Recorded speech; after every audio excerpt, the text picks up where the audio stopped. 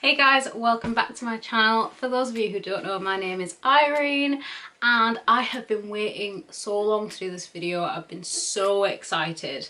I have so many feelings about this video. So for those of you who don't know, this week kicks off Black History Month here in England, Britain, and I have been thinking about my Black heritage for a long time. A little bit of background. Both my parents are from Tanzania, Africa. I'm the only person in my family who was born here in England, in Britain, Bradford, West Yorkshire. So I've to this day I've never been to Africa. I wish I had, but for many reasons which you'll find out later on in the month, I haven't been able to make that happen. So my culture is very much English, British, but the older that I get and the more I think about my kids one day and what I'll tell them or what I'll show them of their heritage and my parents and my family and where they come from, the more I realise there's so much that I don't know. So a few months ago, a long time ago, beginning of this year, I decided that I really wanted to invest some time looking into Black history, and not necessarily just generic Black history, but Black history in the sense of my area, my home. My home is Britain, and the thing is, in the media we see so much about Black history in terms of the US and overseas, but we never really see anything here. So I really wanted to investigate and find out a bit more. I know that there is a history, I just didn't know what history there was. And so this month I'm going to upload one video each week to do with Black History Month, and then every other video will be my normal content, and it is literally just going to be me exploring my past, exploring history, celebrating Black people today in the 21st century, just really making a little bit more of an effort to explore and share the things that I am discovering and looking at to learn more about my heritage. So I hope you're up for that, and I hope that you do enjoy them.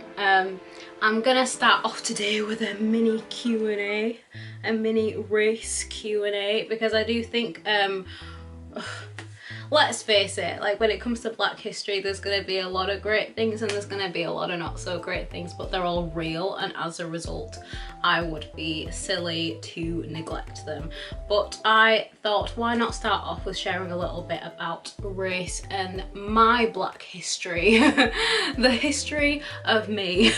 So I'm going to do a little Q&A that I found. But before we get started, don't forget to hit that subscribe button, and don't forget to press the notification bell so that you get notified every time I upload a video.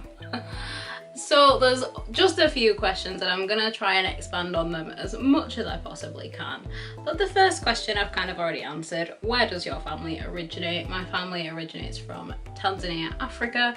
My mum and dad were born, well, everyone was born there. I have a mother and a father and I have two older brothers, and they were all born there, and then my parents came over here and had me while they were over here.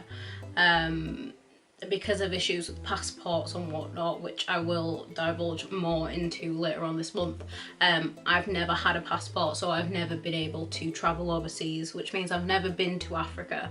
A lot of my relationships have been maintained via the beauty of the internet.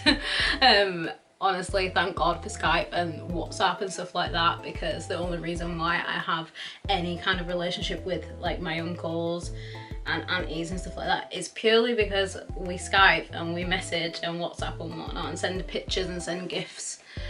My dad is working over in Africa full time, and my mum works over here full time. They are still together. They have lived separately on separate continents for over 20 years, which is like an incredible love story in itself. But yeah, so my dad often travels here to see us, and then during the school year he is over there. I think the idea is that my mum will go back over there at some point. I think they've always just wanted the kids to be okay. Like, they want to make sure like everybody's finished studying, they've got jobs, they're all sorted and whatnot. And now I think my mum's having a bit of like separation anxiety. But yeah, so that's the situation with my family. How do you identify? This is like a tricky question for me, because once again, because of issues with my passport and whatnot, let me rephrase. So my whole life I identified as Black British because my skin is black and I've never been anywhere other than Britain. I was born here, I live here, I grew up here, I was educated here, etc, etc, etc. I never thought to consider myself African. I knew a part of me was African, I knew that my blood was African, I knew that African was my heritage, but it almost felt a little bit, I don't know, not insulting, I don't know the word, like there was a word for it, but I almost felt a little bit fill in the blank here about the idea of calling myself African when I don't speak the language. I've never been there, I've never stepped foot on the soil. I don't know, it always just felt false.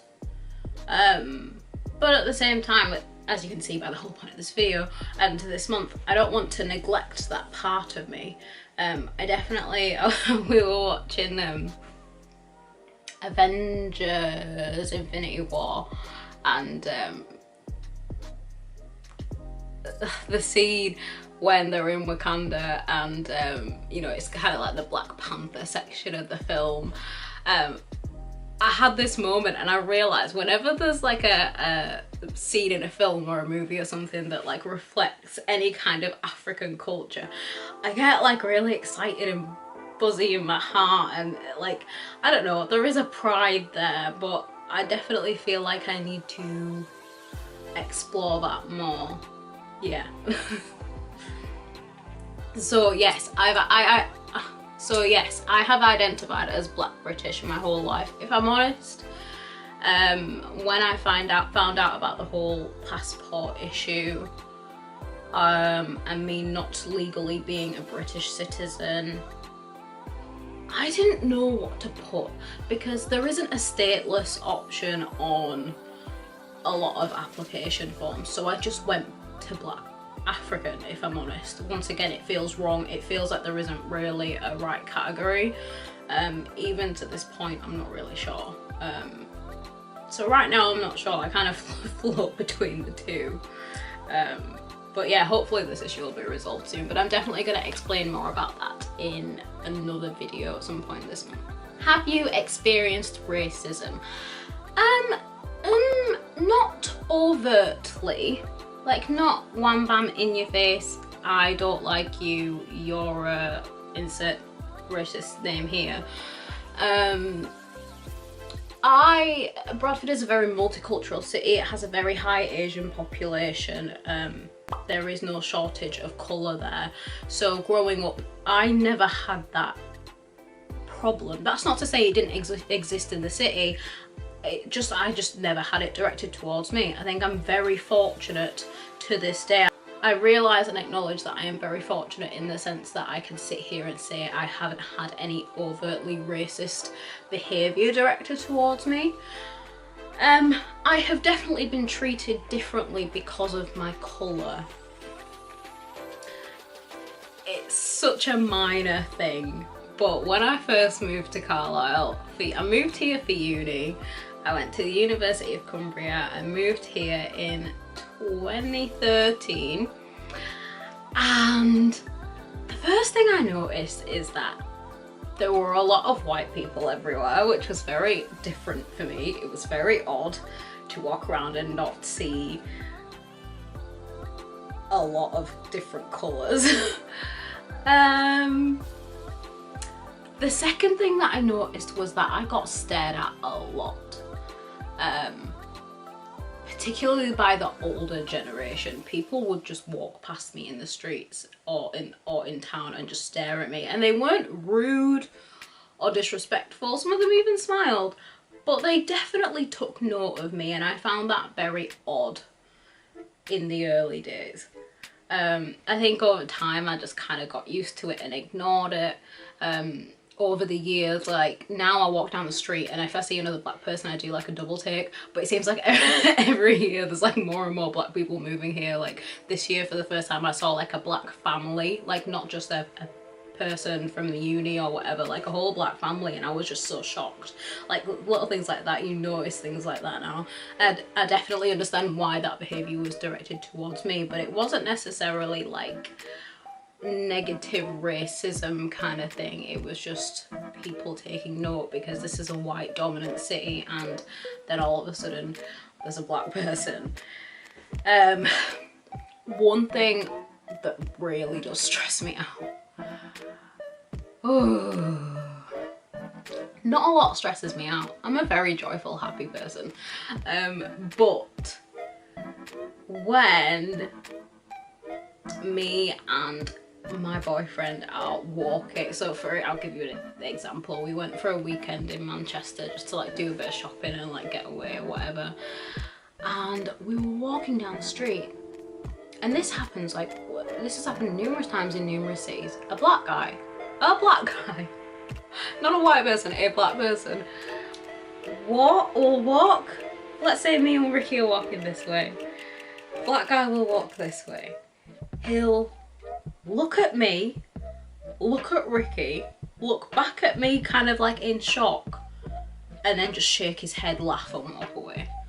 That particular combination of movements and behaviours, it's just a thing. It's almost like black men find it very ridiculous that I am with this white guy.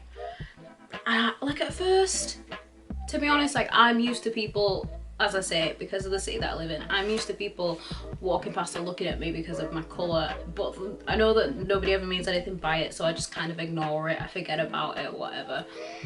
When I got together with Ricky definitely, he's not a jealous guy whatsoever, but he would definitely let me know when we'd walk past people and they would stare. And then, so I started to take notice, and over time I just kind of noticed this particular like behaviour that other black people would have regarding me and Ricky being together, and I guess that's more of an attitude towards like interracial relationships. But I'm just getting to that point where I'm gonna pull them to the side and have a word. Do you know what I mean? I'm not a violent person, but yeah, that's it pretty much. In terms of like in the workplace, I don't feel like racism in the workplace, in terms of like whether you get the job or not, is anything that I can really attest to, because if I'm honest, like I don't know the reasoning behind like why I don't get jobs. One thing I will say is, and I don't know how to say this and not sound really stuck up, so I apologise now, but I definitely expected things to be a little bit easier at this point. I have a lot of education and a lot of experience, and I definitely acknowledge that I haven't had as much ease with work as I would have liked or expected. I don't know whether that's just because like we're in a small city, so there's a lot of people going for the same jobs, or if it is a race thing.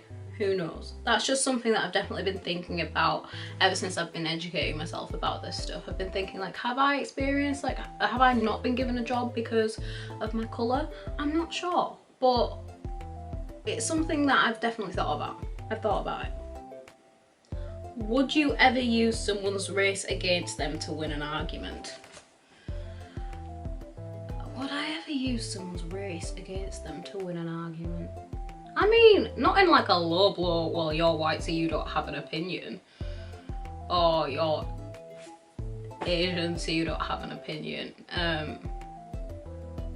I'm the kind of person who, I don't get easily offended by someone saying that I'm black or I'm a woman or whatnot. Like, stating a fact to me is stating a fact, so I just don't get easily offended in that sense. The only time I get easily offended personally is if people dance around it and they're like, oh well, you know, because of your colour and stuff, and but like that makes it awkward for me. So in that sense, if I was having an argument about race or about something that involved race, and I needed to make a statement regarding someone's race, then I would just say it as it was. My intention wouldn't, well, I'm assuming my intention wouldn't be to hurt or offend someone, but I just believe in stating the facts. So in theory, if it was appropriate and, you know, I could do it without offending someone, and I was genuinely stating the truth and a fact, then yes, I would. Would I use it as a low blow? Would I use it like just willy-nilly to get my way? Definitely not. Like, it stresses me out. That kind of behaviour does stress me out. Yeah, I'm not a fan of that.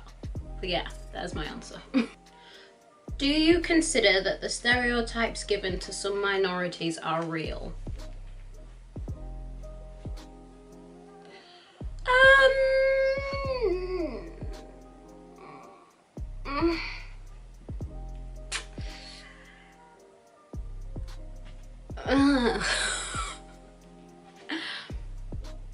Here's the thing.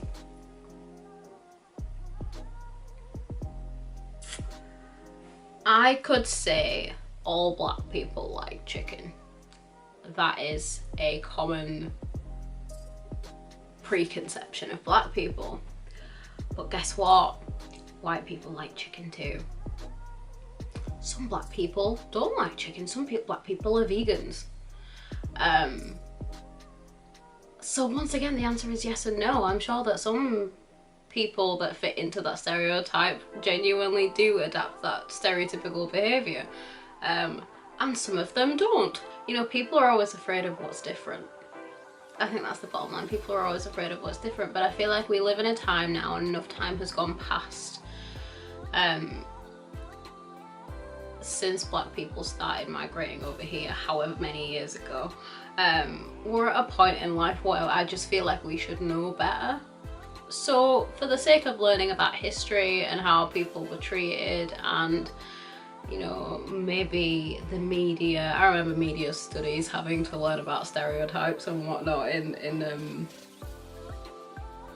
A level. Yeah, amen, go ahead. Do I feel like this is something that we should carry forth into everyday life? No. Just like everything else, it has its place, but it shouldn't be misused or mistreated. When it is misused,